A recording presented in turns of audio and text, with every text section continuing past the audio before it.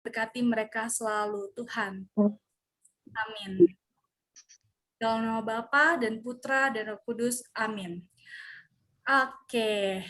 Baik, terima kasih buat semuanya yang sudah hadir tentunya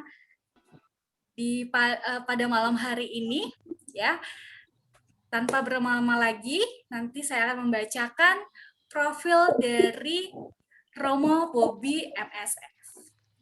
Boleh di-share screen, teman-teman, ya. Jadi teman-teman juga bisa menyimak ya untuk materi malam hari ini. Oke. SPBU pada malam hari ini sharing pastor bersama umat bersama dengan Pastor Bobby Stephen Octavianus Timmerman MSF atau yang dipanggil Romo Bobby MSF yang merupakan beliau ini juga lahir di Sleman pada tahun 1984. Keinginan menjadi pastor ini tumbuh dari kebiasaan berdoa bersama dalam keluarga. Setelah menempuh pendidikan di Seminari Mertoyudan, Magelang tahun 2000 sampai 2004, beliau memasuki novisiat Missionarium Sacra Familia atau Misionaris Keluarga Kudus atau MSF. Selepas pendidikan tinggi di Fakultas Teologi Weda Bakti Jogja, ia ditabiskan sebagai imam MSF pada tahun 2012. Beliau juga menyelesaikan studi S2 bidang ilmu Alkitab di Pontificio Instituto Biblico Roma tahun 2013 sampai dengan 2017. Saat ini beliau sedang menjalani studi S3 Teologi Alkitab di Pontificia Università San Tommaso de Aquino atau yang lebih dikenal sebagai Universitas Angelicum di Roma. Buku-buku yang telah ditulis beliau ialah Wanita-Wanita Mulia dalam Alkitab, 35 Kisah dan Renungan, terbitan Canisius 2017, dan Mencintai Santo Yusuf, Renungan dan Devosi, terbitan Canisius 2019. Beliau juga telah menulis beberapa artikel di rubrik bahasa koran Kompas dan sejumlah artikel di majalah rohani. Wow, tentunya itu dia profil dari Romo Bobby. Boleh tepuk tangan untuk Romo Bobby? Yeay, oke. Kalau begitu, tanpa berlama-lama lagi, kita akan membahas tema yang sangat menarik dan tentunya saya ditemani oleh moderator yang keren banget, yaitu Bro Noventa. Silakan Bro Noventa untuk bisa membawakan SPBU hari ini bersama Romo Bobby MSF. Iya, terima kasih untuk Lucia. Selamat datang teman-teman, Bapak Ibu semuanya. Kita beberapa pekan belakangan ini kan sedang ramai yang mengenai yang setiap kali gitu. Jadi belum matiin yang buat recordnya. Ya, jadi kan sedang ramai ya mengenai konflik antara Israel dan Palestina ini. Nah, meskipun begitu, peristiwa yang sudah terjadi dan sering kita dengar ini, kita tuh masih sangat sedikit hal yang kita tahu gitu. Masih banyak hal yang perlu untuk kita pelajari lagi, perlu kita tahu lagi. Salah satunya adalah yang sering kita membuat kita bingung adalah sebenarnya Israel yang sekarang ini sama nggak sih dengan Israel yang ada di Alkitab? Nah, oleh karena itu OMK Christophorus pada malam hari ini mengadakan acara ini untuk menjawab beberapa pertanyaan yang ada di benak kita. Nah, kita sangat beruntung sekali karena ada Romo Bobby yang sudah mengetahui ini ya, yang sudah lebih mengerti dibanding kita semua yang mau berbagi dengan kita pada malam hari ini. Maka dari itu, Romo Bobby dipersilakan untuk membawakan materinya. Silakan Romo. Baik, Bro Noventa dan Sis Lucia. dan juga semua saja yang hadir ya. Luar biasa ya. Kita semua jadi muda lagi nih karena kumpul dengan anak-anak muda ya kan. Jadi sedikit perkenalan kembali dari saya ya. Saya namanya memang aneh nama saya itu ya. Bobby Stephen Octavianus Timmerman. Itu karena opa saya itu adalah keturunan Belanda. Tetapi saya orang Indonesia asli, saya dari desa, saya dari Wonosari, Gunung Kidul, Yogyakarta ya. Jadi saya anak buahnya Sultan ya. Jangan khawatir, saya bisa bahasa Indonesia yang jelas.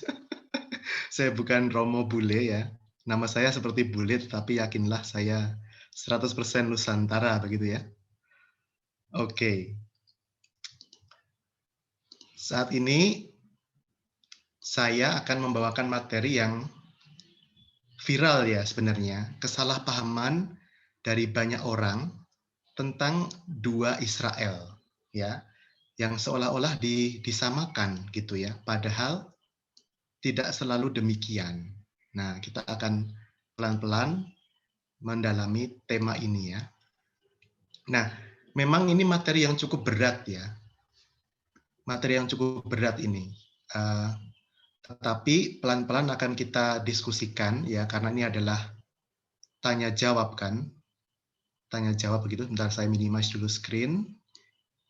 Saya atur supaya lebih enak dilihat ya.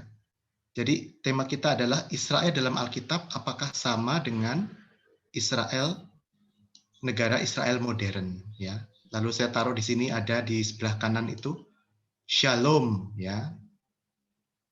Yang dalam bahasa Ibrani berarti damai ya kan. Kita akan ingin damai kan. Kan Tuhan Yesus mengajarkan kedamaian ya, dan semua agama-agama di dunia juga mengajarkan kedamaian kan. Nah, mari kita pelan-pelan dalami tema ini ya. Nah, nama Israel, pernahkah teman-teman semua melihat ya aksara Ibrani? Aksara Ibrani itu seperti itu ya. Dibacanya dari sebelah kanan ya, bukan dari sebelah kiri ya. Israel. Itu Yisrael ya. Yisrael, Y S R L ya. L ini Tuhan. Makanya ada Elohim kan. Elohim itu artinya dewa-dewi sebenarnya. Plural ya. Al, L. Dari situ bahasa Arab mengambil L, Al, Allah ya kan. Allah ya. Sebenarnya bahasa orang Yahudi yaitu bahasa Ibrani itu satu rumpun dengan bahasa Arab dan juga satu rumpun dengan bahasa Aram. Bahasa Aram itu adalah bahasanya Tuhan Yesus ya. Jadi tiga agama besar dunia, Kristianitas yang terdiri dari Katolik dan Kristen, lalu agama Yudaisme dan Islam itu sebenarnya satu rumpun ya, satu nenek moyang iman yang sama. Kita punya Abraham kan. Nah, dalam Al-Qur'an ada juga Ibrahim ya kan. Karena apa? Karena memang tradisinya sama, tradisi agama-agama Abrahamik namanya. Agama-agama langit, agama-agama samawi ya. Nah, nama Israel ini ada banyak sekali, ribuan kali disebut dalam Alkitab kita, lebih dari 2.400 kali digunakan. Artinya apa? Orang yang bergumul dengan Tuhan.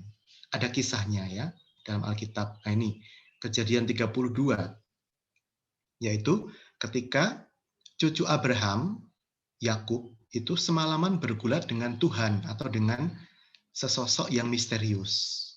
Nah disebut Israel. Ya, yaitu tadi sedikit kembali ya. Orang yang bergumul dengan Tuhan, ya kan?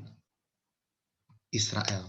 Nah, kemudian nama Israel itu dalam perkembangannya menjadi nama untuk keturunan Yakub dan akhirnya kepada bangsa keturunan Abraham, keturunan Yakub, ya, menjadi nama Israel. Nah, diingat-ingat ya, asal-usul namanya ada di mana? Di Kejadian 32. Yang aslinya orang yang bergumul dengan Tuhan. Nah, Israel dalam Taurat Musa. Nah, Taurat Musa itu apa? kalau kita belajar itu kan sering membuat singkatan-singkatan ya supaya gampang diingat ya kan. Misalnya apa? Warna pelangi ya. Mejiku hibiniu ya kan. Nah, ini kita juga bisa buat untuk belajar Alkitab. Taurat Musa itu kakak ibu. Kejadian, Keluaran, Imamat, Bilangan, Ulangan. Ya, itu nama kitab yang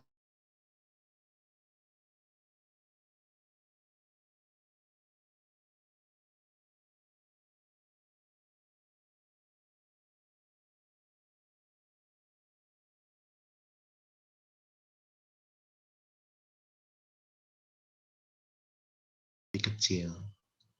Ya, nanti ini saya cepat saja ya karena bukan tema intinya. Ini hanya perkenalan supaya kita tahu Alkitabnya orang Yahudi, Alkitabnya Yesus, Maria dan Yusuf, dan Alkitabnya para nabi itu ya, katakanlah seperti itu adalah tadi Tanakh ya.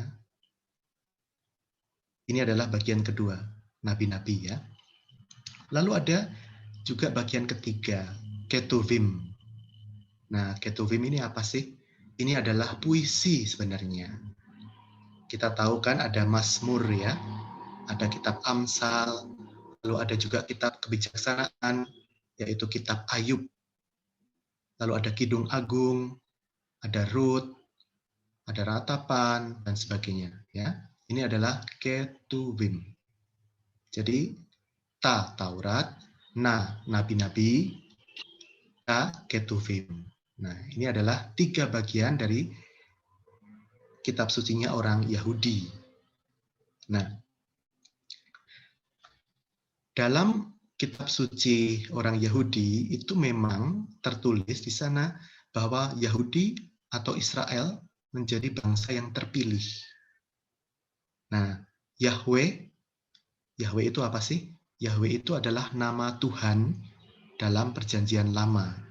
Nama Tuhan di dalam kitab suci orang Yahudi. Itu memilih orang Yahudi sebagai bangsa terpilih.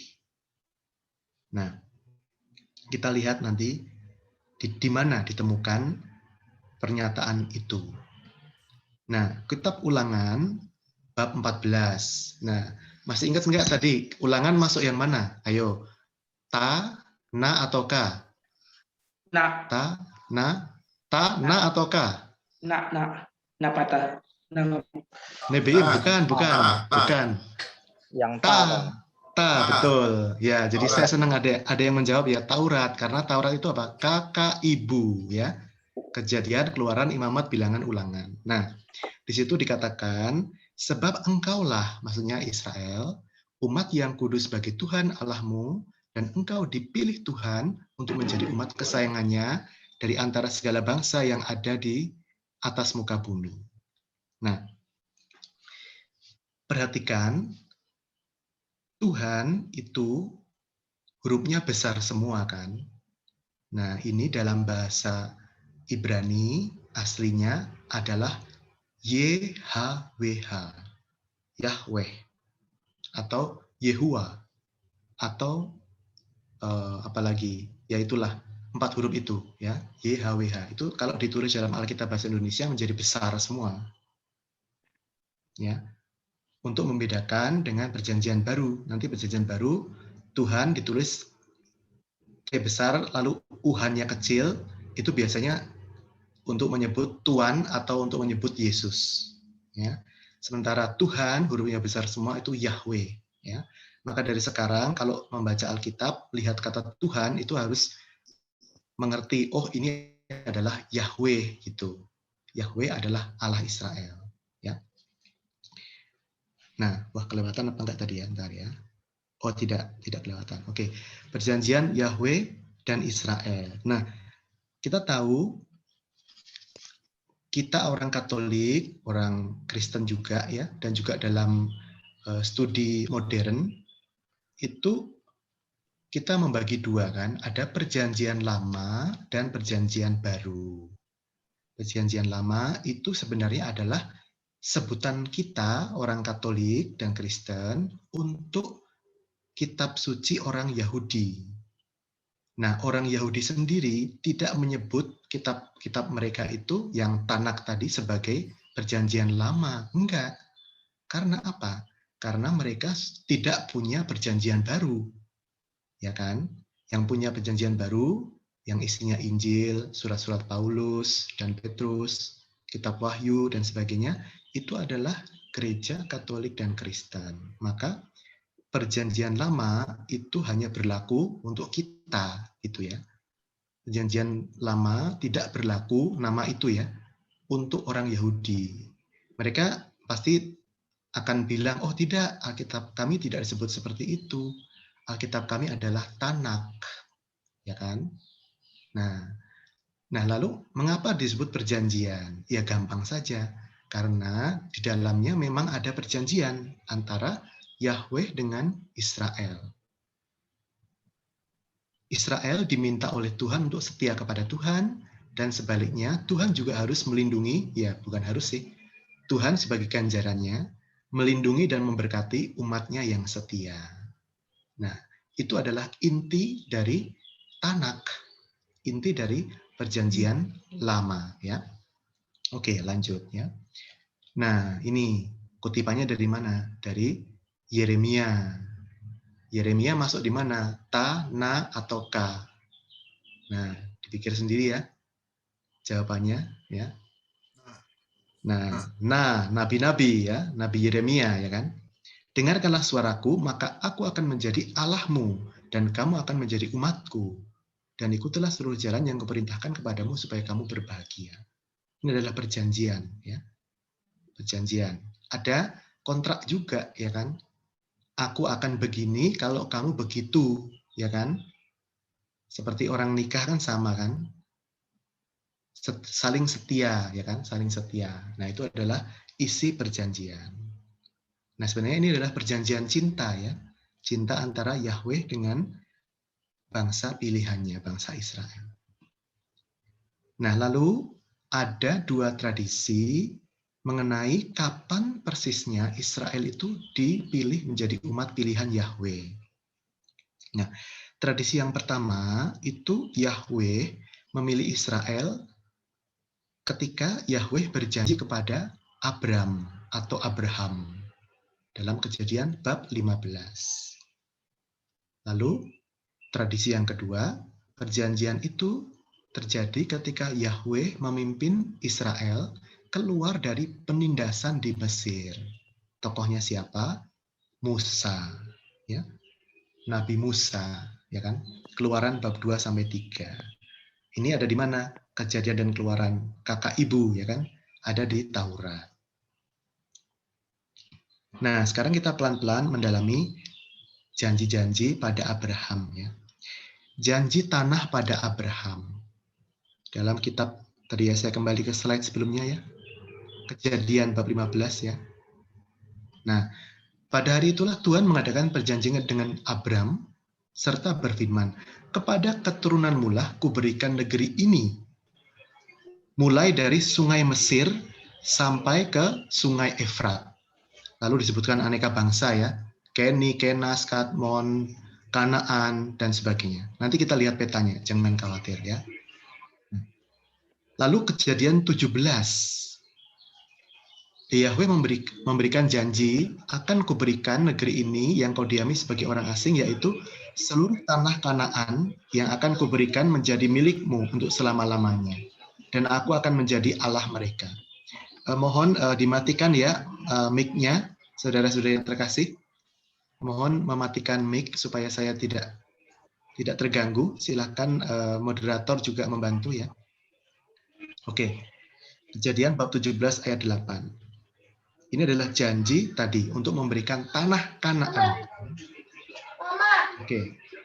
Nah, ini adalah tanah Kanaan tadi. Kita lihat Mesir ada di sini, Egypt ada di sini. Lalu sungai tadi, sungai Efrat itu ada di sebelah sini. Sungai Efrat ada di sebelah sini. Jadi suatu daerah yang sangat luas ya. Suatu daerah yang sangat luas tanah Kanaan itu. Oke, lanjut. Nah, Abraham atau Abram itu aslinya bukan dari Kanaan. Dia aslinya dari mana sih? Dari Ur. Nih di sini nih. Di Mesopotamia. Daerah yang sangat subur ya. Ada 2 sungai di situ. Ada banyak sungai juga di situ sebenarnya ya. Tapi yang besar ada 2. Nah, dari sini Abraham itu berjalan menuju tanah Kanaan, tanah terjanji melalui Padan Aram, lalu baru nanti ke sini ya. Jadi Abraham, bapa para bangsa, leluhur iman bagi 3 agama besar, Yahudi, Katolik dan Kristen serta Islam, itu kalau menurut Alkitab berjalan dari sini, Ur, Mesopotamia menuju ke tanah terjanji. Jadi tanah terjanji itu luas sekali sebenarnya, ya kan? Luas sekali karena tadi saya kembali ke peta sebelumnya ya. Nah, Kanaan itu kan segini ya. Semuanya ini kan Kanaan. Nah, nanti kita lihat mengapa penting memahami ini ya, peta. Nah, sekarang coba lihat. Ini peta Israel modern, ya kan? Yang garis-garis ini adalah wilayah yang dikuasai atau bukan dikuasai, yang dikelola oleh Palestinian Authority, PA istilahnya, ya, Otoritas Palestina, yang punya pemerintahan mandiri. Tepi barat, West Bank, ini di sini. Lalu ada Gaza Strip, ya, ada jalur Gaza di sini. Nah, ini adalah 2 wilayah Palestina, sementara ini adalah Israel. Nah, oke. Sekarang kita lanjut melihat peta yang lain. Nah, sekarang kita lihat. Ini adalah zoom out dari peta tadi. Tadi kita melihat dalam slide sebelumnya adalah Israel dan Palestina kan, hanya 2 bangsa. Nah, ini sekarang kita melihat dari jauh gitu kan. Di zoom out ya. Nah, ini adalah Aman. Aman itu ibu kota mana? Yordania, ya kan? Nah, lalu di sini adalah Mesir. Ini sudah Bukan reklame itu satu. 8 negara yang lain ya. Jadi tanah Kanaan tadi yang luas tadi kenyataannya sekarang menjadi milik banyak bangsa. Ya kan? Miliknya bangsa Yordan, bangsa Mesir, bahkan di sini. Lalu ada Lebanon di utara ya. Bukan hanya milik Israel saja, ya kan? Nah, ini pentingnya antara janji dan fakta Alkitabiah dan juga fakta geografi sekarang, ternyata ada perbedaan. Tadi dalam Kejadian bab 15 itu kan disebut tanah Kanaan, ya. Itu wilayah yang sangat luas dari sungai di Mesir sampai sungai Efrat di Mesopotamia, di daerah Irak sana. Faktanya, bangsa Israel dalam Alkitab tidak pernah sungguh-sungguh menduduki semua daerah yang disebutkan dalam Kejadian 15. Kelihatan sekali dalam peta ini kan. Ini menjadi wilayah apa? Yordania. Ya. Ini Transjordan ya, seberang Jordan di sini ya namanya. Lalu menjadi daerah milik Lebanon di utara, ya kan?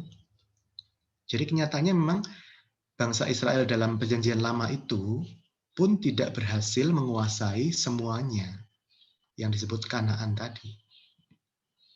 Ya. Nah, ini tadi kita sudah membahas ya. Ini Sungai Efrat itu di sini. Ya, ini Irak, ini Syria. Ini Beirut, ya, Lebanon, ya kan? Jordan. Ini Yerusalem, ya. Jadi Abraham diberi janji kan dia akan menguasai seluruh tanah Kanaan, ya. Ya berarti seharusnya kan semua, ya kan? Tetapi kan kenyataannya enggak. Nah, mudah ya dipahami ya, cukup melihat peta saja sambil melihat Kejadian bab 15 tadi. Itu tadi tradisi yang pertama. Sekarang kita masuk ke tradisi yang kedua.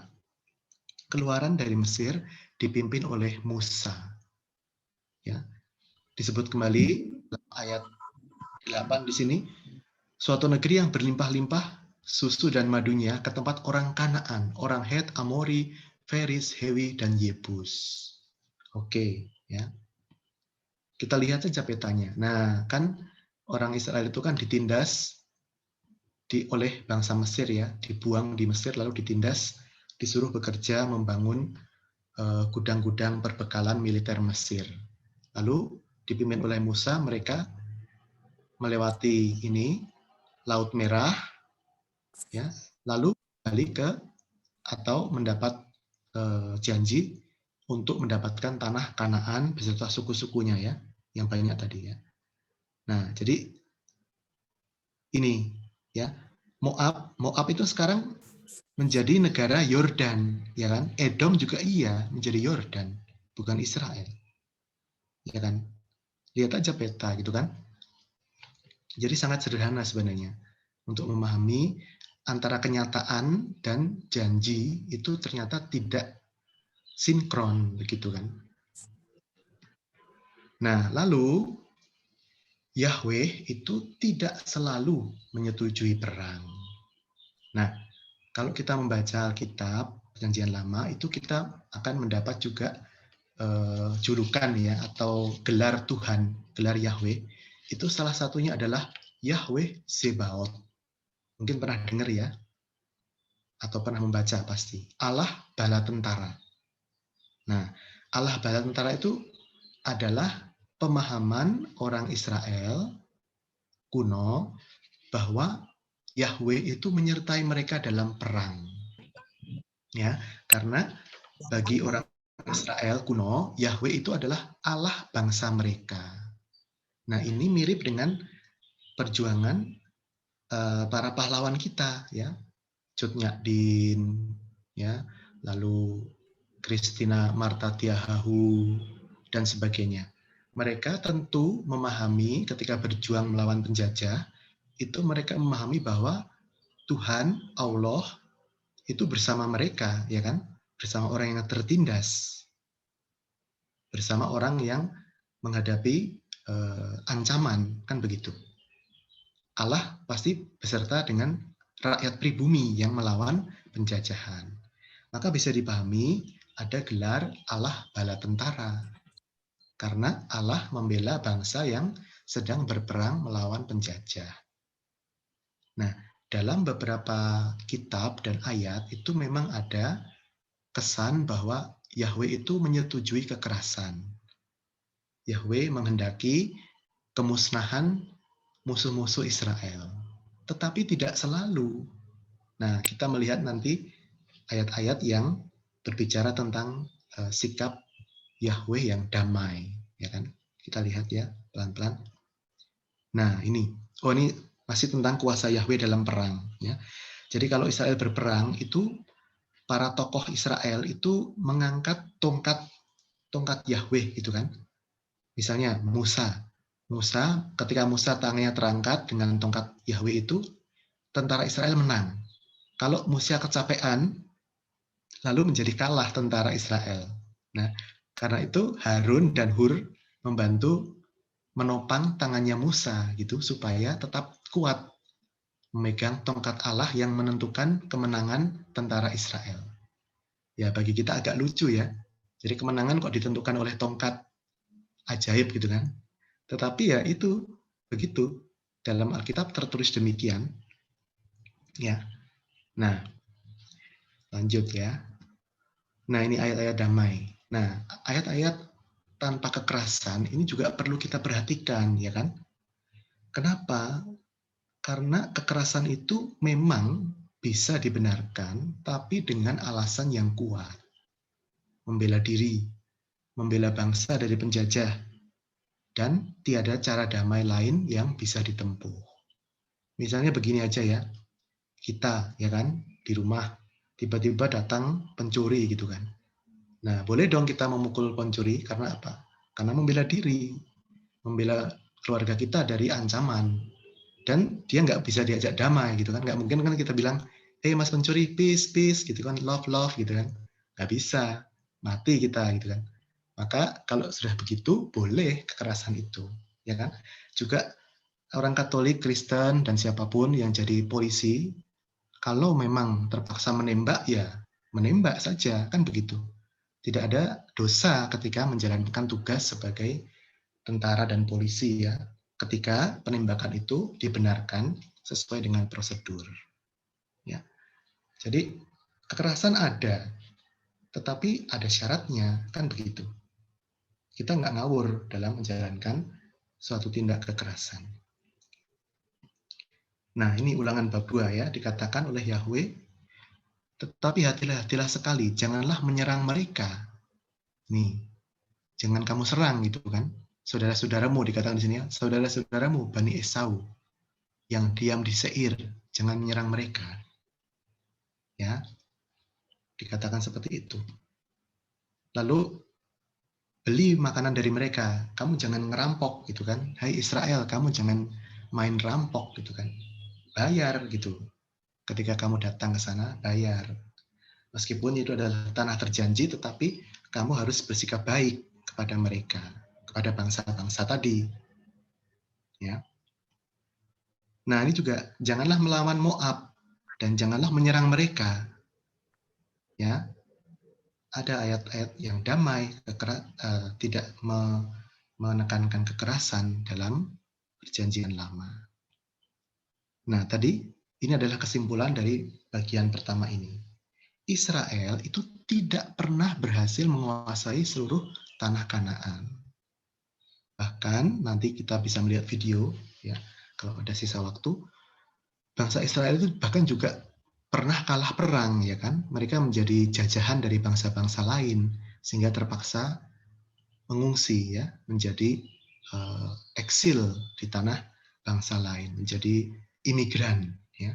Bahkan sampai sekarang kan kenyataannya sebagian orang Yahudi itu kan berada di luar tanah tadi, tanah terjanji, ya kan? Oke, kalau ada waktu nanti bisa kita lihat videonya, ya. Nah, lalu Imamat 25, ini juga penting. Tuhan, Yahweh, itu adalah pemilik tanah yang sejati. Tanah jangan dijual mutlak karena akulah Yahweh, pemilik tanah itu. Sedang kamu, bangsa Yahudi, bangsa Israel, adalah orang asing dan pendatang bagiku. Jadi tuan rumahnya adalah Yahweh. Israel itu sebenarnya juga adalah tamu, ya kan?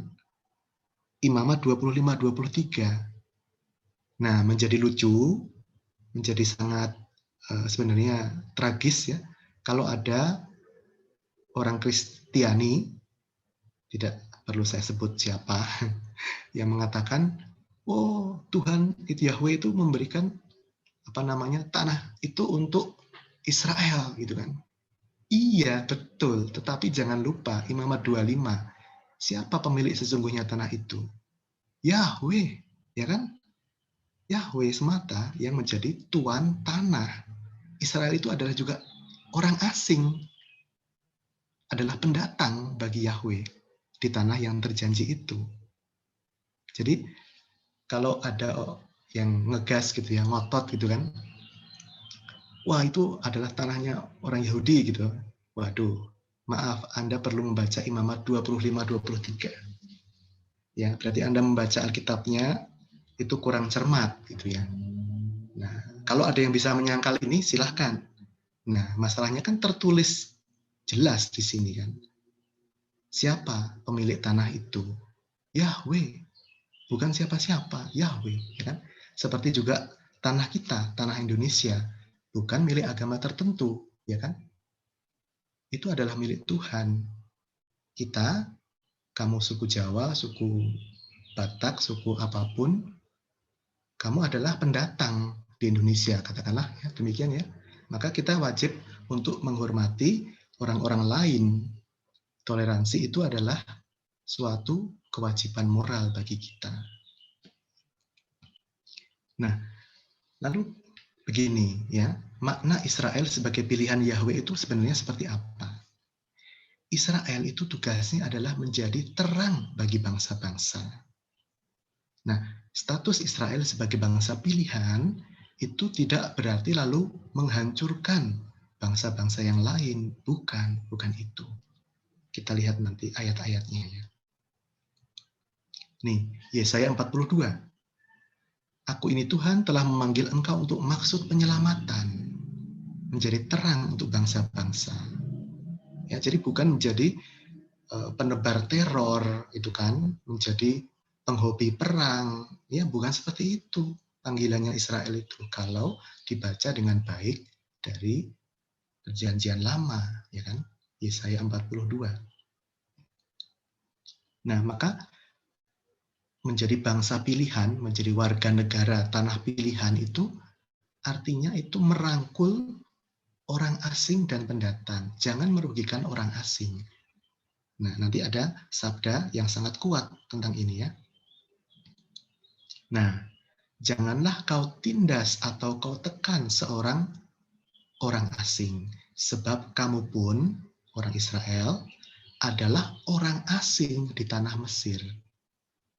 Nah, ini kan mengingatkan siapa sih orang Israel? Orang yang pernah ditindas di tanah Mesir. Maka ketika kamu sudah dibebaskan dari tanah Mesir, kamu harus ingat dong kebaikan Tuhan padamu. Jangan kamu juga jadi penindas. Dulu ditindas, lah sekarang kok menindas. Gimana itu ya kan? Lucu kan? Jadi tidak menghayati kebaikan Tuhan, ya, tidak mensyukuri kebaikan Tuhan. Kalau ternyata menjadi bangsa yang penindas, ya kan? Nah, Yehezkiel 47 ini mengajarkan sikap ramah kepada bangsa-bangsa lain, ya. Dikatakan dalam ayat 22, dan kamu harus membagi-baginya menjadi milik pusaka di antara kamu dan di antara orang-orang asing yang tinggal di antara kamu, yang melahirkan anak di tengah-tengahmu, dan mereka harus kamu anggap sama seperti orang Israel asli. Jadi menganggap bangsa lain itu seperti saudaramu satu bangsa. Mencintai mereka seperti engkau mencintai bangsamu sendiri. Nah, ini adalah perintah dari Alkitab, ya. Saya tidak sedang mengarang bebas ya. Ini ada di Alkitab gitu kan. Tinggal mau baca dengan hati yang terbuka atau enggak. Itu saja sebenarnya. Dan bagaimana kita menafsirkan Alkitab. Karena Alkitab, Al-Quran, lalu kitab-kitab suci agama yang lain itu baik adanya. Yang bermasalah adalah cara kita menafsirkannya. Di tangan orang yang salah, ayat-ayat itu bisa menjadi sangat berbahaya. Karena dicomot begitu saja untuk menguatkan pemikirannya sendiri. Bukan untuk menyatakan apa sebenarnya kehendak cinta Tuhan kepada umatnya dan kepada bangsa-bangsa yang lain. Ya. Nah, di Indonesia kan ada ya, seperti itu kan, tokoh-tokoh publik ya, tidak usah saya sebut namanya, kita juga tahu, yang main comot ayat, ya kan, juga pengkhotbah yang main comot ayat, ya kan. Nah, itu adalah politisasi agama yang sangat dikecam oleh Tuhan Yesus, ya kan. Kalau di zaman Tuhan Yesus itu dilakukan oleh siapa? Para ahli Taurat dan orang-orang Farisi. Mereka mencomot ayat-ayat itu untuk kepentingan mereka sendiri. Nah, dan dikritik secara keras oleh Tuhan Yesus, ya kan? Nah, jadi jangan sampai kita juga sebagai orang Kristiani atau orang beragama apapun itu kita lalu menggunakan ayat-ayat suci itu untuk kepentingan kita. Itu adalah suatu dosa yang sangat berat ya menurut saya. Nah, Yesus, sekali lagi, Yesus itu bukan Katolik ya. Bukan Kristen juga. Dia adalah seorang Yahudi. Dari lahir sampai wafatnya. Bersabda, cinta kepada Tuhan dan sesama, bahwa dalam cinta kepada Tuhan dan sesama itu tergantung semua hukum, Taurat, dan para nabi. Artinya, Perjanjian Lama itu terangkum dalam hukum cinta kasih yang diajarkan oleh Tuhan Yesus. Nah, ayatnya ini ya, Matius bab 22. Kita sudah hafal ya, yang Kristiani pasti sangat hafal. Dua hukum yang terutama. Ya kan? Mengasihi Tuhan dengan segenap hati, jiwa, dan akal budi. Lalu mengasihi sesama manusia seperti dirimu sendiri. Pada kedua hukum inilah tergantung seluruh hukum Taurat dan kitab para nabi. Jadi Tanak tadi itu digenapi, menemukan kesempurnaannya di dalam dua hukum cinta kasih ini. Ya. Nah, sekarang kita masuk ke bagian yang kedua ya. Fakta sejarah Israel yang teraniaya. Jadi memang betul bangsa Israel itu bangsa yang teraniaya. Ya. Kita lihat sekilas sejarahnya. Ini sebelum Masehi saja sudah teraniaya ya. Pada masa Seleucid itu ibadat orang Yahudi itu dilarang. Sabat, pesta keagamaan dan sunat juga dilarang. Ya. Lalu malah dewa-dewi Yunani yang dipuja, begitu kan? Patung Zeus yang ditempatkan di atas altar bait Allah. Tidak boleh punya kitab suci Yahudi. Itu adalah pelanggaran, gitu kan? Bisa dihukum kalau punya Tanak tadi. Nah, ini adalah kekejaman atau penindasan terhadap bangsa Israel pada tahun 167 sebelum Masehi, ya, sudah mengalami ya. Lalu pada masa kekaisaran Romawi juga sama. Ada Kaisar Hadrianus yang ingin menghapuskan orang-orang Yahudi, menindas orang-orang Yahudi. Ya. Lalu lanjut lagi, Eropa. Nah, abad pertengahan ya, ada antisemitisme, artinya anti orang Yahudi. Ya. Bahkan juga, nah ini kekeliruan sejarah ya dari gereja kita. Kita juga perlu belajar dari sejarah kekerasan di masa lalu yang dibenarkan atas nama agama supaya kita tidak mengulangi kesalahan yang sama. Jadi pada abad pertengahan itu orang Katolik dan Kristen sebagian menuduh orang Yahudi itu sebagai pembunuh Tuhan Yesus. Nah, maka wajar-wajar saja menganiaya orang Yahudi karena bangsa mereka telah membunuh Tuhan Yesus yang juga sebenarnya adalah seorang Yahudi, ya kan? Agak lucu juga ya. Jadi kamu marahin orang Jawa yang membunuh orang Jawa gitu loh. Padahal kamu bukan orang Jawa gitu kan. Ya enggak sih? Tapi itu terjadi loh. Ya kan? Jadi orang abad pertengahan, orang Kristiani ya, saudara-saudari kita sendiri itu keliru gitu kan, menafsirkan bahwa orang Yahudi itu jahat karena mereka telah membuat Yesus itu dihukum mati. Ya, itu yang namanya antisemitisme. Nah, selama 1900 tahun, bayangkan ya, hampir 2000 tahun ya, tuduhan itu bahwa orang Yahudi itu membunuh Tuhan Yesus, deicide, ya, dei kan Tuhan ya, side itu kan pembunuhan ya, itu membuat kebencian terhadap orang Yahudi di Eropa dan Amerika. Sangat tragis nasibnya ya. Nah, juga selama perang salib itu juga mereka dibenci ya. Jadi perang salib itu rupanya bukan hanya, maaf ya, sejarah kelam memang, antara tentara Kristen dan tentara Islam, tetapi juga antara tentara atau orang Kristen dengan orang-orang Yahudi. Terjadi juga ya penganiayaan pada zaman itu. Kasihan sekali orang Yahudi nasibnya memang. Nah, ini kan kita adalah dalam masa corona ya. Nah, corona ini adalah pandemi global tetapi bukan yang pertama kan. Dulu juga sudah ada wabah Black Death ya di Eropa. Separuh orang Eropa itu meninggal pada abad ke-14. Dan orang Yahudi dijadikan kambing hitam ya, dituduh mencemari sungai, mencemari sumur dengan bakteri atau apa, kurang tahu. Maka orang Yahudi kembali dipersalahkan oleh orang-orang Eropa pada waktu itu. Lalu ini, Paus Clement ke-6 pada 1348 itu mencoba melindungi orang-orang Yahudi. Tetapi tetap saja namanya orang itu udah terlanjur benci, ya kan? Tetap aja membunuh orang Yahudi yang tidak bersalah. Nah, jadi sebenarnya gereja Katolik itu berusaha untuk berubah juga gitu kan. tadinya kan sempat salah ya, menuduh orang Yahudi sebagai pembunuh Tuhan Yesus. Nah, lalu dikoreksi oleh Paus Clement diantaranya ya.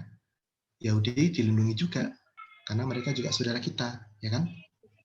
Maka orang Israel dan orang Palestina itu semua saudara kita, gitu ya. Tidak ada yang salah satu menjadi lebih saudara daripada yang lain, enggak. Ya, semuanya adalah saudara kita. Nah, sekarang kita masuk ke bagian yang ketiga tentang negara Israel modern. Nah, sejarahnya itu memang rumit ya. Tidak mungkin kita dalami dalam pertemuan 1 jam atau 2 jam seperti yang sedang kita lakukan ini. Bahkan di antara pembelajar Alkitab pun ada perbedaan pendapat. Apakah memang negara Israel modern ini adalah kehendak dari Yahweh? Apakah juga diberkati bahkan oleh Yahweh negara Israel yang modern ini? Jadi tidak semua orang itu sependapat dengan saya saat ini ya. Tetapi mari kita lihat argumentasinya seperti apa ya. Nah, ini tadi yang peta tadi ya, sedikit mengulang ya kan. Jadi Israel modern itu yang putih saja ya. Nih, yang putih di sini. Kebetulan saya pernah sebulan di sana untuk sebuah kursus.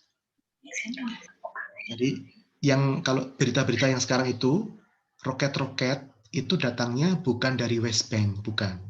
Roket-roket itu datangnya dari jalur Gaza yang dikuasai oleh yang namanya Hamas. Ya. Ini Gaza ada di sini. Roket-roket itu biasanya diluncurkan ke Askelon. Ini nih di sini nih, Askelon di sini nih. Ya. Jadi sistem anti rudalnya Israel itu ada di daerah sini ya. Yang mencegah rudal-rudal itu untuk memasuki wilayah pemukiman sipil orang Israel. Dan akhir-akhir ini rupanya roket dari Gaza itu bisa mencapai Tel Aviv. Ini di sini nih Tel Aviv. Nih ya. Jadi jaraknya lumayan ya, bisa mencapai puluhan kilometer, mungkin ratusan, saya belum ngecek di Google berapa ratus kilometer ya. Nah, jadi sangat menyedihkan sebenarnya perang yang terjadi itu. Kenapa? Karena yang menjadi korban itu kebanyakan adalah warga sipil, ya, warga sipil dari kedua negara, kedua bangsa. Karena apa? Roket dari Gaza itu roket yang kurang canggih gitu ya. Jadi dia cuma dibuat kadang-kadang dari pupuk, ya. Seperti juga teroris kita kan di Indonesia kan kadang-kadang cuma pakai pupuk ya. Lalu bahan-bahannya bahan-bahan yang ada di rumah gitu ya. Jadi harusnya kan menuju ke target militer Israel kan, itu teori perang ya. Teori perang itu adalah seorang prajurit boleh membunuh prajurit musuh, tetapi tidak boleh membunuh warga sipil dari bangsa lain. Itu adalah konsensus perang secara internasional. Tetapi roket-roket dari Gaza itu seringkali bahkan jatuh di wilayah Gaza sendiri. Ya, itu yang kadang-kadang nggak diberitakan di media kita gitu kan. Nah, jadi juga ya ketika Israel menghantam Gaza itu karena Gaza ini adalah kota yang padat, maka rudal-rudal Israel juga menghantam gedung-gedung sipil, rumah sakit, kantor berita dan sebagainya. Jadi ini suatu perang yang tragis sebenarnya, sangat menyedihkan bagi semua, bagi orang Israel, bagi orang Palestina dan bagi kita. Gitu ya. Jadi agak lucu kalau kita itu membela salah satu pihak. Ya. Saya orang Katolik, maka saya membela Israel. Waduh. Baca dulu sejarah gitu kan. Yang kamu bela itu siapa? Dan yang kamu bela itu apa? Ya. Oh, saya Islam. Saya harus membela orang Palestina. Nah, diperjelas dulu. Siapa yang Anda bela? Apa yang sedang Anda bela? Kepentingan apa sebenarnya yang sedang Anda bela? Apakah Anda membela rudal yang jatuh ke rumah sipil? Ya kan? Apakah Anda membela juga Israel yang mengebom rumah sakit? Ayo. Sebenarnya sederhana. Ya, kalau kita itu jujur dengan hati nurani kita, kita akan membela perdamaian. Ya, kita tidak akan membela salah satu pihak karena dalam perang ini semuanya katakanlah juga bersalah, ya kan? Lanjut ya. Oh, agak macet ini. Oh, kenapa macet ya? Bentar. Oke, sedang ngejam ini. Sedang ngejam, saya nggak tahu kenapa. Bentar. Ya, oke, sudah lagi. Oke, nah sekarang daerah Israel. Nah, sekarang kita belajar sejarah ya, karena ini adalah pertemuan yang untuk umum, ya kan? Saya mengundang juga teman-teman dari gereja Kristen, juga ada mungkin sudah hadir sahabat saya dari Islam. Ya. Israel itu awalnya adalah bagian dari Kekaisaran Romawi, lalu jatuh ke Kekaisaran Bizantium. Ya, jadi orang Israel itu pernah mengalami banyak kekalahan, banyak penjajahan, ya, jatuh dari tangan satu kekaisaran ke kekaisaran yang lain. Lalu pada abad ke-7 Masehi itu jatuh ke kendali kekhalifahan Islam, ya. Nah, lalu perang salib terjadi kan, kacau balau daerah itu. Nah, kemudian runtuhnya Kekaisaran Ottoman, ya, itu menandai akhir Perang Dunia Pertama. Dan akhirnya Palestina itu menjadi daerah di bawah pengawasan Liga Bangsa-Bangsa. Dulu belum PBB ya, masih namanya Liga Bangsa-Bangsa. Nah, lalu, nah ini, kan kita tahu tadi Israel itu kan mengalami banyak penjajahan ya, sehingga orang Yahudi itu menyebar bermigrasi ke aneka tempat, termasuk juga ke Inggris, ke Eropa, ya, ke Jerman. Nah sayangnya di Jerman itu terjadi Holocaust oleh Nazi Jerman, ya. Tokohnya kita tahu kan Adolf Hitler, ya, dia sangat membenci orang-orang Yahudi di Jerman sehingga dia membantai dalam kamp-kamp konsentrasi. Ya. Jadi karena itu orang Yahudi itu yang bermigrasi itu rindu punya tanah sendiri, ya, termasuk orang Yahudi di Inggris. Nanti kita lihat siapa tokohnya ya. Nah, terjadi arus imigrasi Yahudi ke Palestina. Nah, tetapi masalahnya apa? Tadi kan sudah kita lihat, sejak abad ke-7 itu Palestina sudah berada di tangan kekhalifahan Islam. Jadi yang ada di sana adalah orang-orang Arab Palestina. Nah, sementara imigran Yahudi berdatangan ke situ, ya kan? Sehingga terjadi kekacauan. Maka PBB itu ingin sebenarnya membagi Palestina menjadi satu wilayah Yahudi dan satu wilayah untuk orang Arab Palestina, ya, atau menjadi Israel dan Palestina. Ini yang disebut dengan solusi dua negara. Nanti bisa dicari di Google ya. Two states solution. Two state solution. Itu adalah katakanlah yang dianggap kurang lebih ideal untuk memecahkan konflik antara Palestina dan Israel. Nah, kita sedikit mundur lagi ya, ke abad ke-19, di mana muncul yang dinamakan gerakan Zionisme. Nah, gerakan Zionisme ini muncul sebenarnya sebagai tanggapan atas sentimen kebencian terhadap orang Yahudi di Eropa. Tokohnya siapa nanti kita lihat.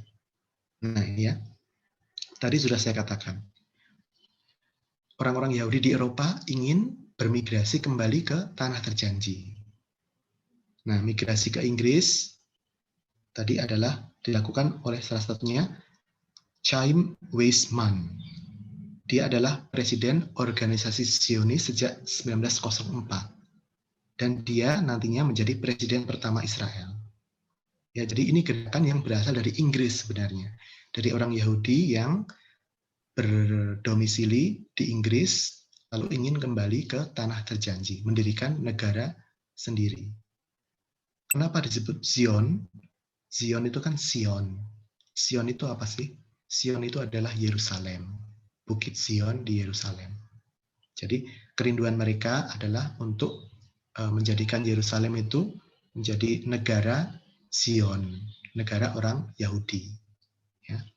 Jadi sebenarnya negara Israel modern itu adalah perwujudan dari gerakan Zionisme yang dimulai oleh ini ya, Chaim Weizmann. Nah, tujuan atau gerakan Zionisme ini sebenarnya gerakan sekuler. Sekuler itu apa sih, Romo? Sekuler itu gerakan bukan keagamaan. Ya, bahkan juga politik gitu kan. Tujuannya apa? Mendapatkan tanah air yang aman agar orang Yahudi yang tersebar tadi itu bisa hidup damai bersatu sebagai bangsa. Ya, jadi tujuannya itu sebenarnya wajar ya, normal ya kan. Siapa sih bangsa yang nggak pengen punya tanah kan gitu kan. Tetapi ada tetapinya. Nanti kita lihat tetapinya apa ya. Ini ada juga namanya Arthur Balfour. Dia adalah Menteri Luar Negeri Inggris. Dia sebagai Menteri Luar Negeri bertemu dengan Weizmann tadi, pendiri Zionisme itu, kemudian sepakat untuk menciptakan negeri orang Yahudi di Palestina. Nah, ada yang namanya Deklarasi Balfour tahun 1917. Nah, di mana dikatakan Palestina menjadi national home bagi orang Yahudi. Tetapi nggak jelas national home dengan alasan apa, ya kan? Lalu dasar-dasarnya apa juga nggak jelas. Karena di situ sudah ada orang-orang Arab Palestina yang hidup sejak abad ke-7. Nah, dan mereka tidak diajak dalam diskusi Balfour ini. Ya, sehingga terjadi pertentangan karena ya bagaimana bisa damai? Pihak sebelah tidak diajak berdiskusi, ya kan? Pasti marah dong. Ya. Nah, setelah deklarasi Balfour tadi, semakin bersemangat orang-orang Yahudi untuk datang kembali dari tanah rantau ke Palestina. Semakin banyak ya, tak terbendung karena sudah ada deklarasi Balfour tadi yang dilindungi oleh Inggris. Ya. Nah, ini dia masalahnya, tetapinya di sini. Wilayah Palestina itu sudah dihuni warga Palestina selama berabad-abad, sejak abad ke-7 kan. Nah, maka sebenarnya ini suatu pelanggaran juga gitu kan. Bagaimana mungkin menduduki tanah yang nyatanya sudah dihuni oleh suatu bangsa. Tetapi sayangnya kaum Zionis ini, bahkan Zionis Kristiani ini, ya, percaya bahwa negara Israel modern itu yang didirikan tahun 48 itu adalah pemenuhan dari nubuat perjanjian lama. Ya, bahkan dikatakan kalau cipta negara Israel itu Mesias Yesus tidak akan datang. Bahkan seperti itu ya dikatakan oleh mereka. Ya, padahal dalam Alkitab tidak ada seperti itu kan.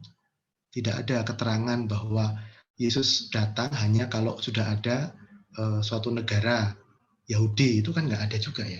Coba Anda cari, nggak akan ketemu gitu kan.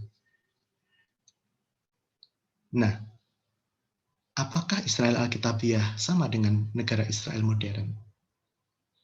Negara Israel modern dimulai Mei 1948. Ya, dia tidak dimulai dari zaman Abraham. Ya kan? Jelas ya, jelas sekali kan bagi kita. Jadi jelas bahwa Israel modern dan Israel Alkitabiah itu dua kenyataan yang berbeda. Ya. Israel itu adalah negara sekuler modern. yang tadi sudah kita pelajari adalah suatu kepentingan politik, ya kan, dari gerakan Zionisme. Sementara Israel Alkitabiah itu menunjuk pada beberapa hal, tetapi tidak pernah menunjuk pada satu negara tertentu. Israel Alkitabiah itu apa? Tanah, ya kan? Tanah yang dijanjikan Yahweh, tanah Kanaan. Lalu juga Israel adalah bangsa pilihan yang dipanggil menjadi terang bagi dunia, bukan menjadi pembawa perang ya, tapi menjadi pembawa terang. Ya, beda satu huruf kan sudah kacau ya, terang dan perang ya kan. Wah, makanya kalau hati-hati, kita ingin menjadi terang malah membawanya perang, ya kan? Kacau. Karena yaitu tidak mau membuka betul dan membaca betul Alkitab. Justru di situ kesalahannya. Ya. Nah, saya sudah menulis juga di sini banyak hadir juga sahabat-sahabat saya sesama penulis di Kompasiana, nanti bisa dibaca ya. Tentang 3 kesalahpahaman akan saya tampilkan sedikit di sini. Nah, 3 kesalahpahaman ya. Jadi bisa dibaca sendiri nanti di Kompasiana. Ini ya, judulnya ini. 3 kesalahpahaman sebagian orang Indonesia tentang konflik Palestina dan Israel. Ini adalah penjelasan saya yang humanis ya. Jadi siapapun yang membaca akan memahami dengan hati yang terbuka gitu, karena saya tidak membela siapa-siapa ya kan. Ya. Nah, ini adalah foto di Yerusalem. Ini adalah para muslimah yang sedang berbelanja di kota Yerusalem. Jadi Yerusalem itu adalah kota semua agama. Ada orang Yahudi, ada orang Kristen, ada orang Islam di situ. Berbaur jadi satu, ya. Seperti di Indonesia ya, kita berbaur jadi satu. Maka menjadi aneh kalau orang mengatakan kita harus menghancurkan Israel gitu ya. Tunggu dulu. Kalau Anda ingin menghancurkan Israel, berarti Anda menghancurkan juga Yerusalem. Dan di Yerusalem itu ada juga orang Islam, orang Yahudi, orang Kristen. Jadi yang mau Anda hancurkan itu siapa? Kan gitu ya. Nah, itulah salah kaprah kita gitu ya. Banyak sekali netizen itu salah kaprah gitu ya. Seolah-olah itu Israel itu adalah Yahudi total dan Palestina itu adalah Muslim total. Tidak. Di Palestina itu ada Bethlehem. Ya, Bethlehem itu ada dalam wilayah Palestina. Ya. Jadi di Palestina pun ada orang-orang Kristiani. Jadi kalau kita membela Palestina, itu bukan karena kita membela, hanya saudara-saudari kaum muslim. Tidak. Kita membela juga saudara-saudara kita yang ada di situ. Ya kan? Yang menderita juga karena perang Palestina dan Israel. Ya, jadi saya kira menjadi sangat jelas ya dari penjelasan saya ini bahwa saatnya kita itu menyudahi kebodohan kita sendiri gitu kan.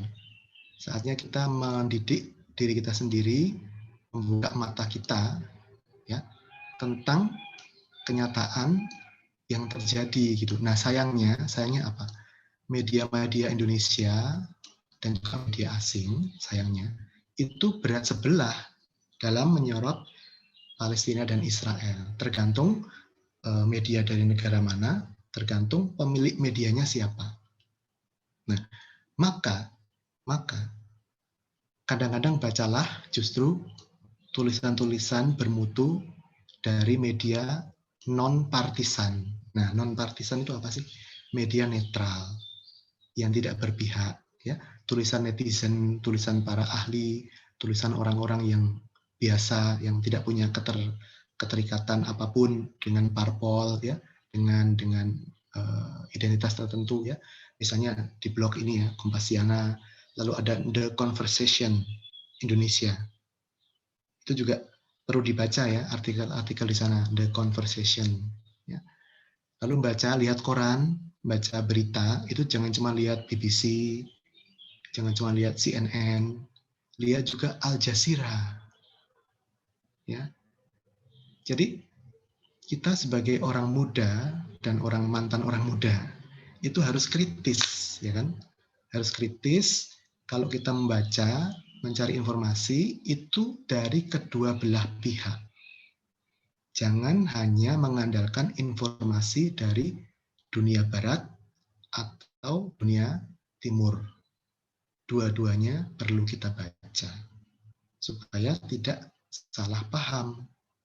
Ya. Jadi ini adalah kecerdasan di media sosial. Ya. Jangan kita menjadi semacam katak dalam tempurung, ya kan? Bergaulnya cuma sama orang-orang satu agama, satu gereja. Taunya cuman itu doang, gitu kan? Nggak mau gabung, nggak mau bersahabat dengan yang lain, nggak mau membaca artikel atau berita dari kubu sebelah. Padahal itu juga penting ya untuk memahami orang lain bagaimana melihat perkara yang sama, ya kan? Kalau kita hanya membaca media-media Barat, kita nggak akan tahu apa yang sedang dihadapi oleh dunia Arab. Ya. Kalau kita cuma baca koran-koran yang menyerang Israel doang, ya kita menjadi salah paham gitu kan. Karena dalam perang itu sekali lagi tidak ada yang seorang pahlawan yang gagah perkasa yang santo ya, yang orang kudus dalam perang itu tidak ada.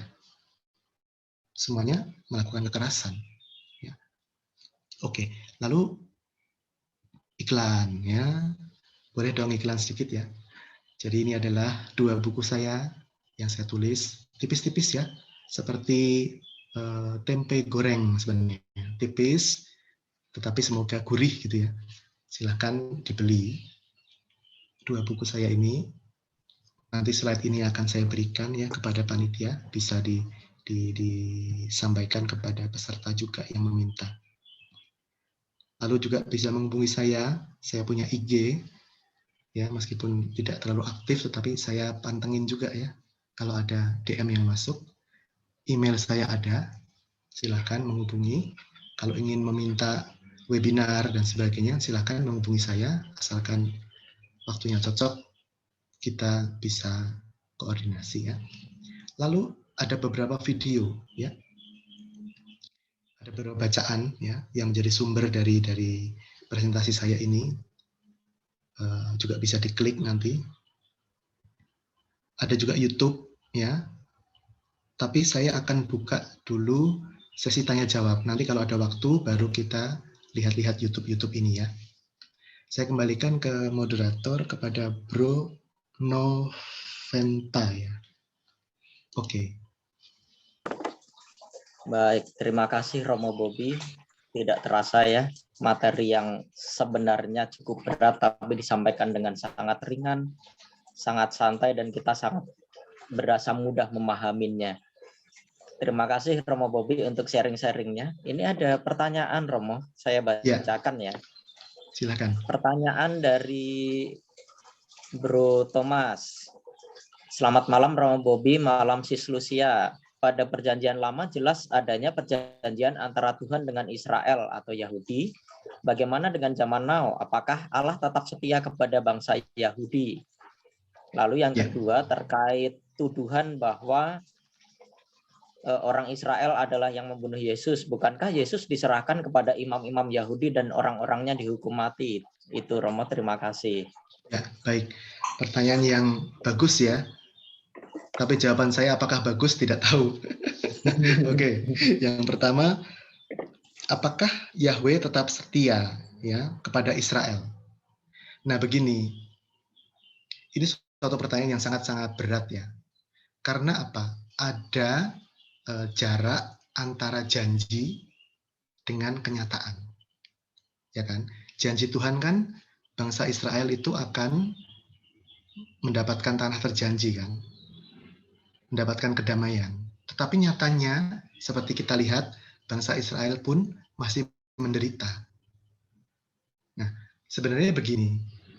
Dalam refleksi Santo Paulus Artinya bagi kita orang-orang Kristiani, itu perjanjian lama itu dipenuhi oleh Tuhan Yesus. Ya, jadi janji kepada Israel itu sudah menjadi nyata dalam diri Tuhan Yesus yang memberikan diri untuk keselamatan kita dan memberikan ajaran cinta kasih yang bisa mengubah dunia. Nah, saya jadi ingat ini aja komentarnya Mahatma Gandhi ya, yang pernah mengatakan demikian. Seandainya semua orang Kristiani itu seperti Yesus, saya juga akan jadi orang Kristiani. Ya kan? Tapi kan kenyataannya apa? Nyatanya kita ya masih berdosa, saya pun begitu ya.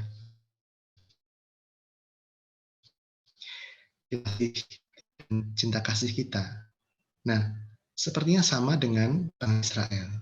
Bangsa Israel juga tidak setia pada Yahweh, ya, dengan misalnya kadang-kadang kan juga berperang ya, kadang-kadang kan juga melakukan kesalahan, ya kan, sama seperti bangsa-bangsa yang lain.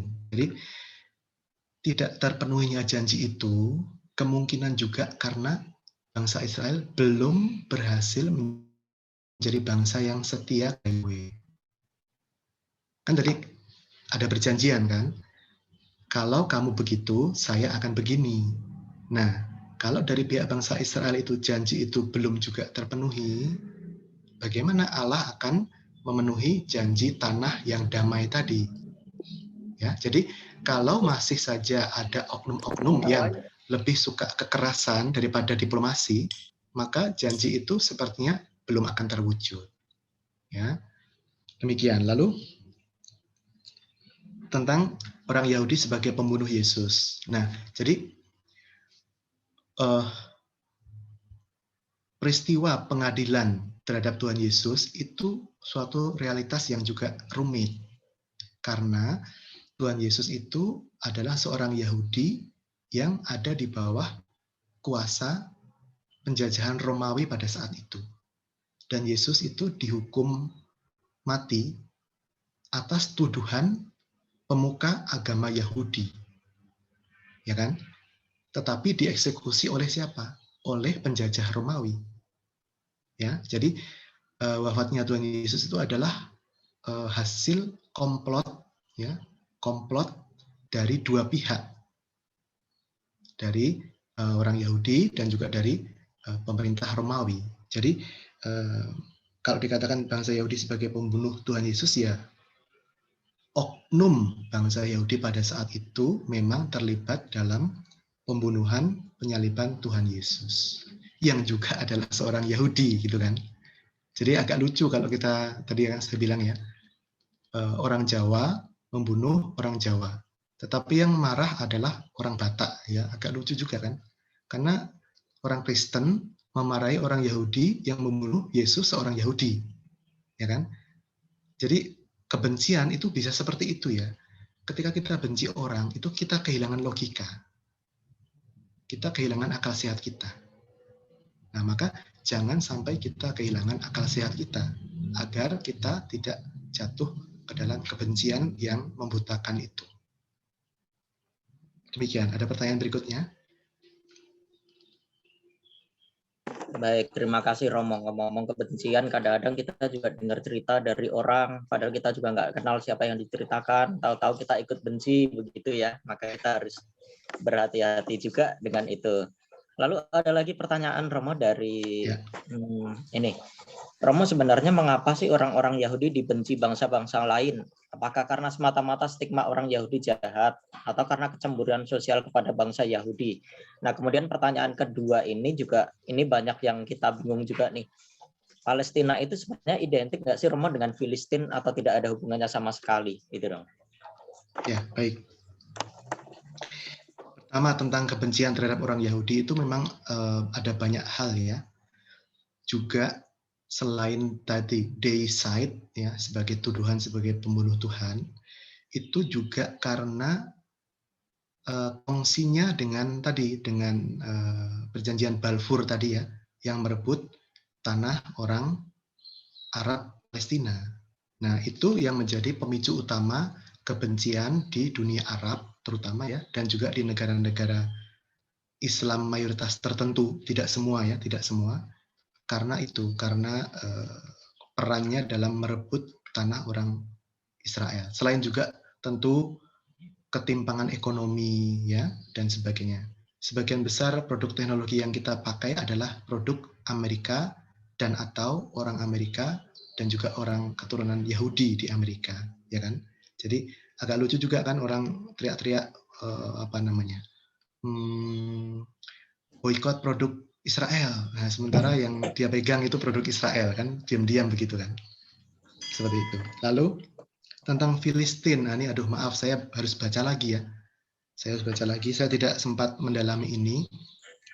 Tetapi Filistin itu adalah sebenarnya salah satu saja wilayah di Kanaan. Begitu ya. Tetapi kemudian nama Palestina itu menjadi nama umum dari daerah yang diduduki oleh kekhalifahan Islam sejak abad ke-7. Gitu ya. Oke, lanjut. Kalau ada pertanyaan lagi.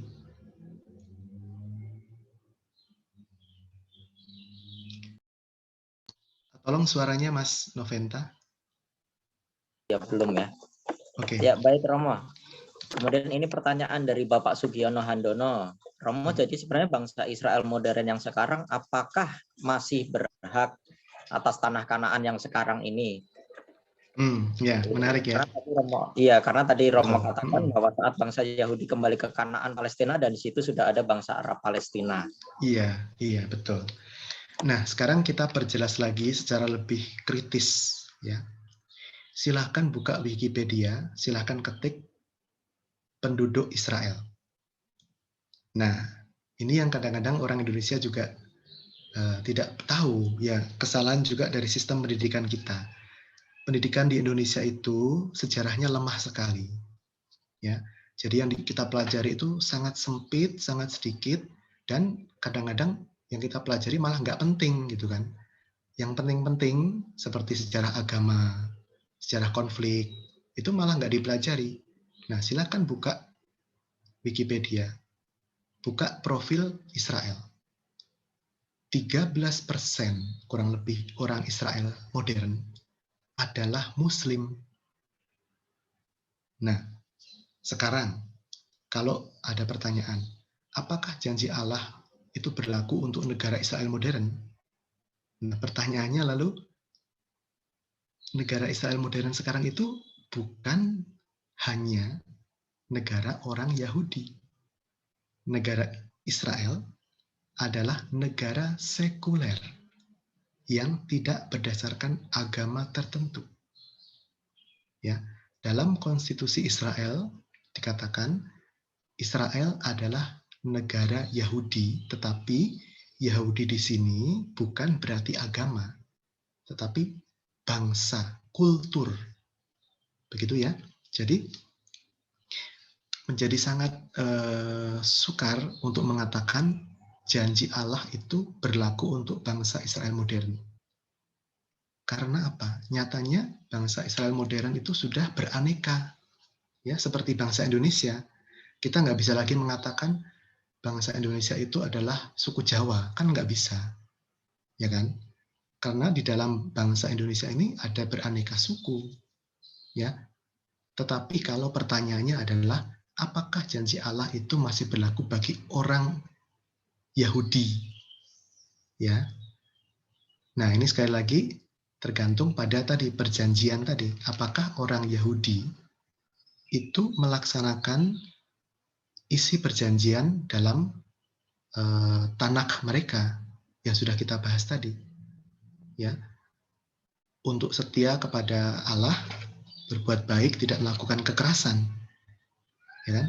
Maka menjadi sangat kompleks ya masalah ini. Karena apa? Masalah Israel dan Palestina ini campuran antara agama dan politik, ya, sehingga kadang-kadang orang sukar memisahkan dua hal ini. Dan nyatanya sampai sekarang pun PBB aja nggak mampu menyelesaikan masalah ini. Karena apa?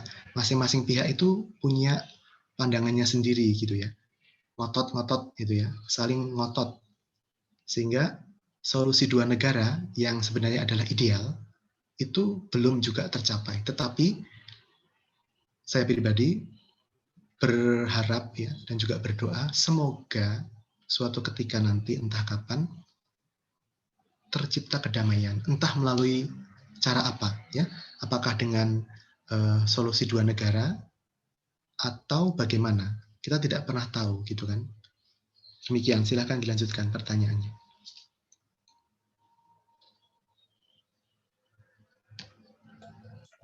Ya, baik Romo. Pertanyaan berikutnya, nama Israel adalah ini dari Bapak Mulyana. Nama Israel adalah nama lain dari Yakub. Apakah istilah orang Israel dalam Perjanjian Lama hanya merujuk kepada keturunan Yakub ini saja, Romo? Ya, tadi kan Israel itu ada dua ya artinya ya.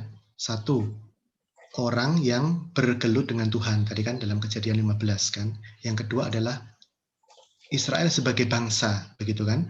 Sebagai keturunan Abraham, gitu kan? Abraham, Ishak dan Yakub kan begitu. Jadi mencakup juga identitas sebagai bangsa.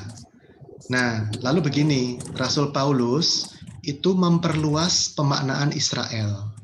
Jadi kita sebagai orang Kristiani itu adalah Israel baru karena iman kita kepada Tuhan Yesus. Jadi Israel baru itu adalah kita, gitu, yang menerima pemenuhan janji Tuhan tentang Mesias dalam Perjanjian Lama. Jadi saya pun dalam arti tertentu adalah orang Israel, ya, karena tapi bukan bangsa Israel ya, tapi menjadi Israel teologis gitu kan, Israel dalam iman yang baru kepada Mesias, kepada Tuhan Yesus. Oke, demikian. Baik Romo, terima kasih. Kemudian ini ada pertanyaan yang bagus juga dari Paulus Bima. Bagaimana sikap dan harapan Gereja Katolik menghadapi konflik Israel-Palestina, Romo? Ya, kalau kita baca itu Paus itu mengecam kekerasan yang barusan terjadi di Timur Tengah ya.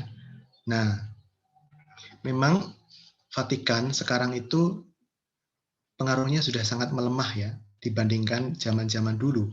Zaman-zaman dulu diplomasi Vatikan itu masih sangat berdampak.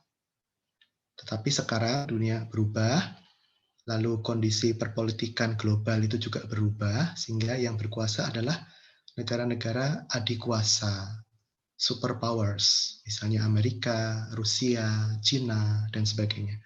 Gereja Katolik itu adalah nabi yang berseru-seru di padang gurun, menyuarakan kebenaran. Nah, peran Gereja Katolik tetap sebagai nabi yang menyuarakan kebenaran, meskipun tidak punya kekuatan politik yang besar seperti dulu ketika banyak negara itu masih di bawah katakanlah pengaruh kekatolikan, tetapi Gereja Katolik selalu berada di tengah ya. Gereja Katolik itu selalu memihak yang tertindas, siapapun dia. Tidak harus dia itu Yahudi, dia itu Katolik atau Islam. Ya, kita memihak orang-orang yang tertindas karena Yesus memihak orang-orang yang tertindas siapapun dia. Demikian. Terima kasih Romo. Romo, lalu ada pertanyaan lagi. Ini dari saya ya. Oke. Kan di kitab suci, mohon maaf, di kitab suci agama Islam itu kan sering juga kita lihat ada di YouTube, ada di mana bahwa ada riwayat kehancuran Israel terdapat di situ. Kemudian saya mencari tahu ada nggak sih di Alkitab gitu. Ternyata Nabi Amos juga pernah menubuatkan hal itu ya Romo ya. Tapi kemudian ada juga nubuat kehancuran Israel dan digenapi saat Israel ditaklukkan oleh Asyur pada tahun 740 sebelum Masehi. Apakah nubuatan itu masih berlaku sampai saat ini, sama ketika orang-orang menyebut bahwa Al-Quran menubuatkan akan adanya kehancuran Israel? Apakah nubuat Nabi Amos ini sudah digenapi atau belum, Romo? Terima kasih. Ya, baik. Jadi saya fokus kepada Alkitab saja ya, supaya kita juga menjadi pembawa damai ya kan, membawa Iya, terang betul. bukan perang. Betul, Jadi Romo. begini, dalam Alkitab itu setiap kitab punya apa ya, latar belakangnya sendiri ya. Maka belajar Alkitab itu suatu pelajaran yang nggak akan habis seumur hidup ya, sangat kompleks, sangat kaya. Termasuk janji kehancuran Israel. Biasanya kalau ada janji kehancuran itu tujuannya baik supaya bangsa Israel bertobat. Ya kan? Nah, jadi kalau Allah menghukum, Yahweh menghukum, itu tujuannya supaya kita bertobat, bukan supaya kita itu musnah, ya kan? Nah, jadi kiranya kalaupun ada nubuat itu, entah di dalam kitab atau buku apa, ya kan, tentang kehancuran Israel, itu pun harus ditafsirkan dengan dengan sikap kritis, dengan sikap sikap yang damai, ya, karena bahasa-bahasa di dalam kitab-kitab suci itu memang kadang-kadang kalau kita baca letterlux, ya, kita baca kalimatnya doang, itu kita bisa salah tangkap. Ya. Padahal misalnya Tuhan menyertai Israel menghancurkan bangsa A dan B. Itu tujuannya bukan untuk menghancurkan bangsa itu, tetapi untuk kebaikan Israel. Kan begitu. Karena mereka membela diri, katakanlah seperti itu ya, atau mereka memang perlu ruang untuk tumbuh gitu. Jadi perang itu hendaknya enggak kita baca sebagai murni kekerasan, tetapi mengapa dikatakan dalam teks itu demikian? Nah, itu harus dipelajari.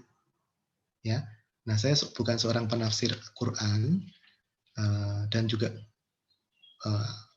tidak menguasai tema-tema ini, tetapi skripsi S2 saya berbicara tentang kekerasan di dalam kitab Mazmur. Di dalam kitab Mazmur pun ada kekerasan yang kalau dibaca secara sekilas itu mengerikan, karena doanya seperti ini. Ya Allah, biarkanlah kami membunuh bayi-bayi musuh kami, gitu ya. Dan juga wanita-wanita yang mengandung, biarlah kami bunuh juga, gitu. Nah, kan ngeri itu ya kalau dibaca secara letterlux. Tetapi maksudnya bukan itu. Itu adalah ungkapan bangsa yang tertindas yang ingin membalas kekerasan yang mereka alami. Ya. Jadi jawaban saya secara umum begini. Kitab suci ketika teksnya berbicara tentang kekerasan, wajib kita tafsirkan dengan semangat anti kekerasan. Begitu ya. Jadi kalau kita mendapati suatu teks dari agama manapun, ya, di dalamnya ada kekerasan, itu harus kita tafsirkan dengan semangat anti kekerasan. Begitu ya. Silakan dilanjutkan. Baik, terima kasih Romo untuk pertanyaan terakhir ya Romo ya. Itu mohon Romo dapat menjelaskan kesamaan atau perbedaan makna antara kata Yahudi, Yehuda, dan Israel. Terima kasih Romo. Oke. Nah, ini sebentar ya. Kita ada waktu ya sepertinya. Oke. Semoga videonya pas dengan isi pertanyaannya. Kita coba lihat ya. Saya share screen lagi. Sebentar. Oke.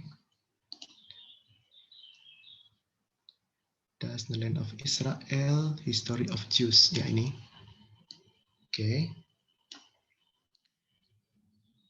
Biar nggak bosen ya, sebentar. Oh, saya kecilin dulu. Kita melihat video dulu. Kenapa dia tidak mutar, saudara-saudara? Ya. Jadi di YouTube, oke, ya. Sebentar ya. Nah, oke, sudah mulai diputar.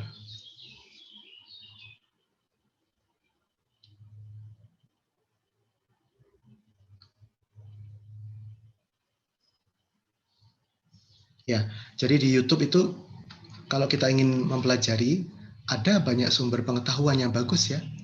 Ketik saja History of Israel dan sebagainya. Saya sengaja matikan suaranya biar saya yang bicara supaya fokus ya.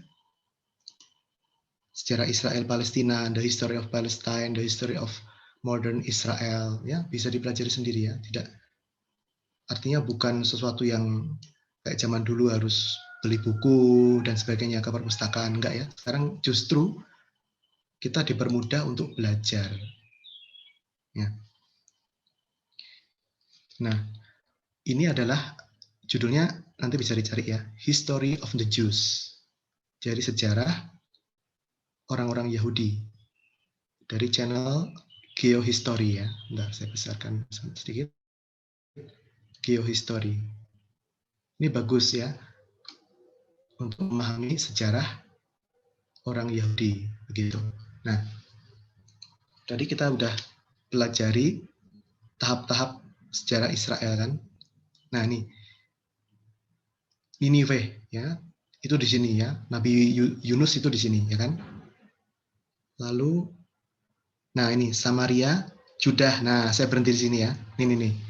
Judah yang kuning ini itu adalah salah satu wilayah suku di Israel.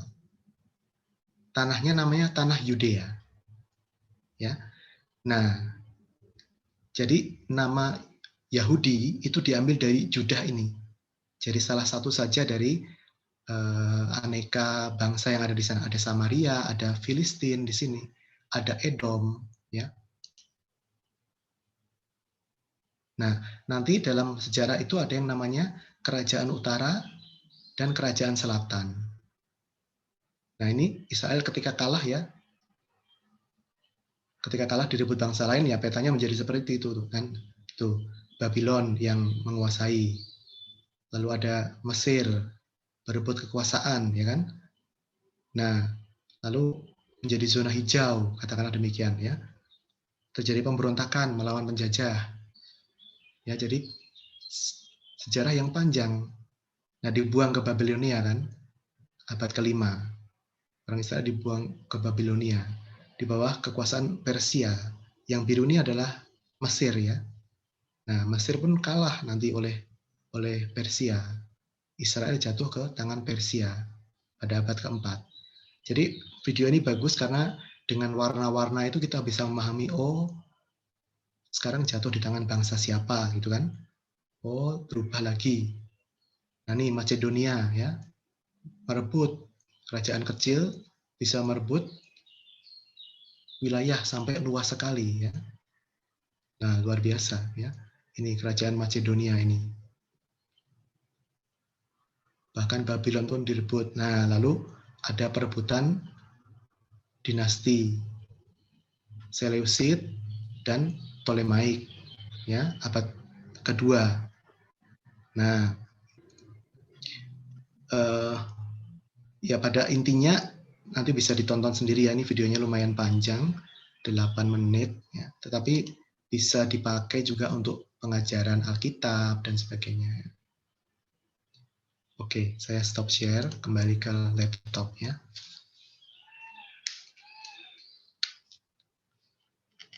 Ya, silahkan. Mas Noventa. Iya, baik Romo. Terima kasih untuk sharingnya. Ada mohon izin untuk memberikan beberapa kesimpulan dari obrolan kita hari ini, Romo. Yang pertama, menjawab tema pertemuan kita hari ini, apakah Israel yang di Alkitab sama dengan Israel yang sekarang atau Israel yang modern ini? Jawabannya adalah bahwa dua realitas yang berbeda. Seperti itu. Kemudian cara menafsirkan Alkitab, kita harus memiliki tujuan untuk memahami kehendak Tuhan, bukan untuk kepentingan diri sendiri atau kepentingan kelompok kita. Yesus dalam Matius 22 ayat 37 sampai 40 juga menyampaikan bahwa perjanjian lama itu adalah hukum cinta kasih, yaitu mencintai Tuhan dan sesama. Maka kita diharapkan untuk menjadi pembawa terang, bukan malah menjadi pembawa perang. Demikian kesimpulan saya, Romo. Apakah ada yang mau ditambahkan? Silahkan. Kalau ujian nilainya 100 plus ya. Ya, lulus magna cum laude ya. Bagus sekali ya. Jadi saya ngomong 1 jam ini nggak sia-sia karena paling nggak ada 1 orang yang memahaminya. Oke, silakan Bruno Venta. Iya. Baik, kalau tidak ada yang ditambahkan lagi oleh Romo, maka sekali lagi terima kasih untuk Romo Bobby untuk sharingnya pada malam hari ini. Untuk waktu dan tempat, saya kembali kepada MC kita hari ini, yaitu Lucia Sinta, silahkan. Halo, terima kasih Bruno Venta. Boleh dong tepuk tangannya untuk Romo Bobby dan juga Bruno Venta ya. Wah, luar biasa sekali ya pada malam hari ini. Benar yang dibilang oleh Bruno Venta. Sebenarnya agak berat, tapi dibawakan dengan santai, dengan juga dengan pelan-pelan gitu ya Romo Bobby ya, supaya tidak salah penafsirannya nih, karena yang namanya menafsir Alkitab itu juga nggak gitu mudah gitu ya Romo ya. Jadi memang kita butuh pemikiran yang benar-benar fokus juga nih untuk bisa melihat dan juga menafsirkan apa yang Romo sampaikan ke dalam Zoom kali ini. Dan untuk itu, Bapak Ibu, saudara-saudari semuanya, teman-teman OMK, sebelum kita menutup acara hari ini ya, boleh yuk kita foto terlebih dahulu ya. Nggak kerasa sudah lumayan ya. Tadi Romo sudah menyampaikan banyak hal. Jadi kita biar bisa lihat satu sama lain, boleh ya open videonya. Kita mau foto sama-sama supaya ada kenang-kenangannya ya di SPBU kali ini. Oke. Oke, wah. Jadi kan terlihat nih wajah-wajah Bapak Ibu sekalian, suster dan juga sahabat OMK semuanya ya. Boleh ya?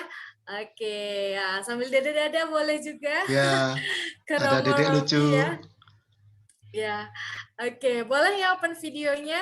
Dan nanti dari tim kepemudaan tentunya akan meng-capture ya foto ini. Boleh ya? Semuanya di open videonya. Boleh open. Tahan Karena ya. Tadi 5 detik kita, ya, Lucia. Yes, karena tadi kita ingin membawa damai, bolehlah berikan love-nya ya untuk kita semua. Gimana sih Boleh ini ya? begini ya, membawa damai bukan perang ya. Oke, membawa tenang bukan perang ya. Oke. Baik, saya Sudah hitung siap ya. Sis Ella? Siap, hitung 10 detik deh, ini ada 3 halaman. Oke, karena ada 3 halaman, boleh ya saya hitung. Ayo siap-siap semuanya, di open kameranya. 3, 2, 1 untuk page pertama. Oke. Oke, untuk page kedua. Ya. 3, 2, 1. Untuk page ketiga. 3, 2, 1. Oke, wah. Terima kasih, Lucia. Terima kasih. Oke, ya Romo, begitu sudah ya. Tadi kita ramai banget dan puji Tuhannya tadi sudah ada yang berpartisipasi, sudah ada 77 orang ya. Ini karena sudah ada yang live gitu ya. Dan ramai sekali, semoga bermanfaat juga untuk kita semuanya ya, Bapak Ibu, saudara-saudari semuanya. Semoga apa yang disampaikan Romo Bobby dan juga dari tim kepemudaan OMK Kristoforus ini juga menjadi berkat untuk kita semuanya ya. Oke, dan untuk itu jadi tadi sudah dibawakan kesimpulan juga oleh Bruno Venta. Boleh ya Romo untuk ditutup dengan doa dan juga berkat dari Romo. Baik. Sekali lagi saya haturkan terima kasih kepada panitia luar biasa ya. Anak-anak muda yang semangat untuk mencari kebenaran ya, untuk membuka wawasan supaya kita bisa juga membimbing orang kepada pemahaman yang benar. Terima kasih kepada hadirin semua. Mari kita tutup dengan doa. Dalam nama Bapa dan Putra dan Roh Kudus. Amin. Ya Bapa, sumber segala damai, curahkanlah kepada bangsa-bangsa yang sedang bertikai, kepada keluarga-keluarga, dan juga kepada insan-insan yang sedang berkonflik, semangat untuk mencari kedamaian. Semoga Engkau berikan rahmat kesehatan, Engkau berikan rahmat pencerahan akal budi, sehingga dapat menyampaikan kebenaran-Mu, cinta kasih-Mu kepada sesama kami. Nama-Mu kami puji, kini dan sepanjang masa. Amin. Tuhan sertamu, Dan sertamu. semoga kita, keluarga, komunitas, siapapun yang kita doakan, untuk bangsa-bangsa yang sedang berkonflik, kiranya mendapatkan berkat, perlindungan dari Allah yang Maha Kuasa, dalam nama Bapa dan Putra dan Roh Kudus. Amin. Terima kasih Romo Terima kasih. Bobby MSF Terima yang kasih, sudah terima kasih memberikan banyak ya. waktunya ya untuk webinar hari ini. Sama-sama, luar biasa para Bapak, Ibu, Romo Sipri yang hadir, para suster, Terima kasih teman-teman, ada ya Romo teman-teman Sipri, menulis ya.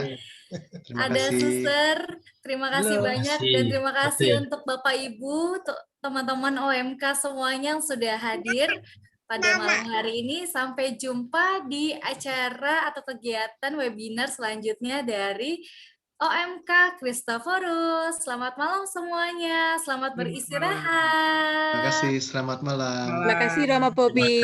Sama-sama, berkat Tuhan, berkat dalam Romo. Berkah dalam. Terima kasih. Terima kasih Romo. Sama-sama, Pak Dr. Andreas Gunawan, terima kasih ya. Dr. Monica, matur nuwun. Sami Romo Bobby, matur nuwun. Sama-sama. Pak Kris, terima kasih. Dedek Gemes, halo, namanya siapa? Terima kasih Pak Kris. Andreas nih ya. Namanya siapa itu? Dedek Emma. Oke, Emma. Emma ke? Emma Mila. Oke ya. Terima kasih. Terima kasih. Oke, saya pamit ya. Romo, berkah dalam. Selamat layani. Terima kasih. Ya. Selamat istirahat. Terima kasih.